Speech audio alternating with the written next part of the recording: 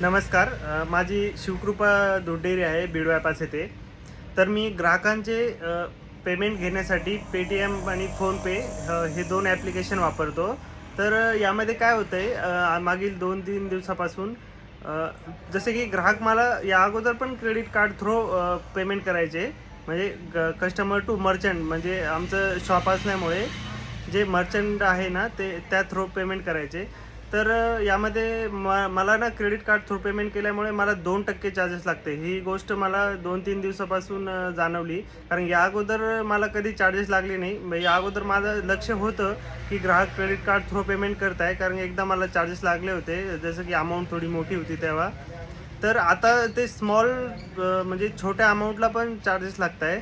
तर आपण जर छोटे व्यावसायिक असाल तर लक्ष ठेवा, प्रत्येक छोट्या गोष्टीला सुद्धा चार्जेस लागत आहे. तर मी आता पुढील व्हिडिओमध्ये तुम्हाला दाखवतो कशाप्रकारे चार्जेस लागत आहे. जसं की मला 150 कस्टमर रोज पेमेंट करतात, त्यातले 10 ते 15 कस्टमर असे आहेत की ते क्रेडिट कार्ड वापरतात. त्याचे मला 50 ते 100 रुपयाचं रोज नुकसान होतं आहे. तर आपण पण लक्ष ठेवा, क्रेडिट कार्ड थ्रू कोणी पेमेंट करत असेल तर या गोष्टीवर. कारण की छोट्या ग्राहकांनी जर पेमेंट केलं तर आपल्याला 2% चार्जेस लागते. आणि आपल्या छोट्या व्यावसायिकांनी 2% म्हणजे 50 ते 100 रुपये रोजचं नुकसान हे खूप जास्त आहे. मी आता पुढील व्हिडिओमध्ये दाखवतो मला कशाप्रकारे चार्जेस लागत आहे ते. तिने पाठवले आहे.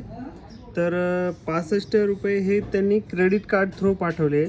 तर त्याच्यामध्ये इथं बघा, अमाऊंट डिटेलमध्ये 65 रुपये आलेले आहे. त्यामध्ये पेमेंट चार्जेस जे आहे क्रेडिट कार्डचं ते 1.63 पैसे लागले आणि त्याला GST 29 पैसे. जवळजवळ इथं माझं 2 रुपयाचं नुकसान झालं आहे. आता हा कोणता ग्राहक आहे मला काही माहिती नाही, कारण की गर्दी असल्यामुळे आपण प्रत्येक कस्टमर कसा पेमेंट करतोय हे तर काही ट्रॅक करू शकत नाही. तर तुमच्याकडं काही सोल्युशन असेल तर मला कळवा. आणि आपण पण छोटे ग्राहक असाल तर ह्या छोट्या छोट्या ट्रान्झॅक्शनवर लक्ष द्या, कारण माझ्याकडे 100 ते 150 ट्रान्झॅक्शन डेली होतात. तर त्याच्यामध्ये काय होते, मला 50 ते 100 रुपये हे चार्जेस लागत आहे. तर ते खूप जास्त होत आहे, कारण की 50-100 रुपये जर प्रत्येक ट्रान्झॅक्शनला बघायला गेले तर ते खूप जास्त होत आहे. जसं की हे 50 रुपये पाठवले एका व्यक्तीने. यामागे सुद्धा मला 1.5-2 रुपये जवळजवळ माझं 2 रुपयाचं प्रत्येक ट्रान्झॅक्शनला नुकसान होते. तुमचं पण